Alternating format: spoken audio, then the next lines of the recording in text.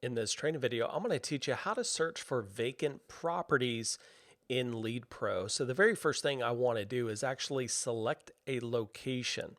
Then in the next pop-up, I want to go to vacant properties. Now, vacant properties, we update every 30 days. This list comes directly from the post office, which says, hey, we've tried to deliver mail for at least 90 days.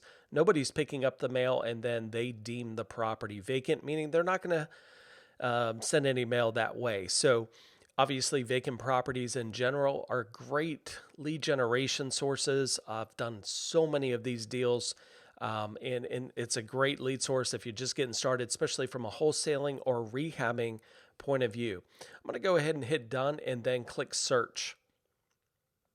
Now, we have 70 opportunities here. And I think the big thing here when we're working with potentially vacant properties is to really filter this list down. Now, everyone's going to be a little bit different. You can list stack this to where I only want to see vacant properties that are absentee owners, as an example. Okay, so you can do that. I may be the investor that says I only work with single family homes.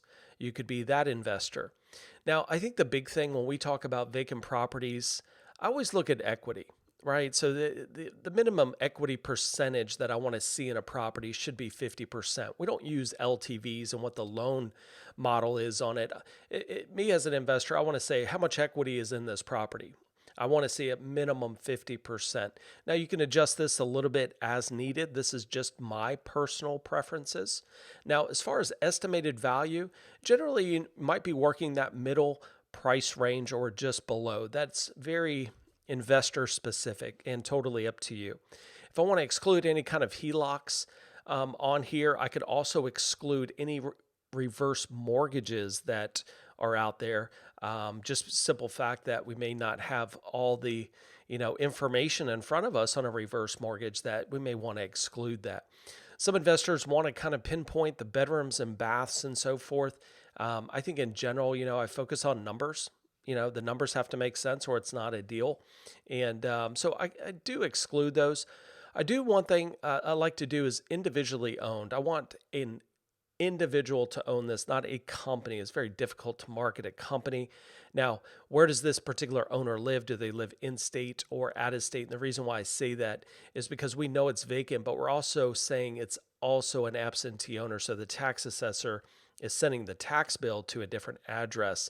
Now, once I fine tune this, I can go in and apply those filters and really narrow down my list, as you can see, to 14 really good potential leads that I want to now take action on. I can then select all these leads and add them to a marketing campaign and send out some postcards or some letters.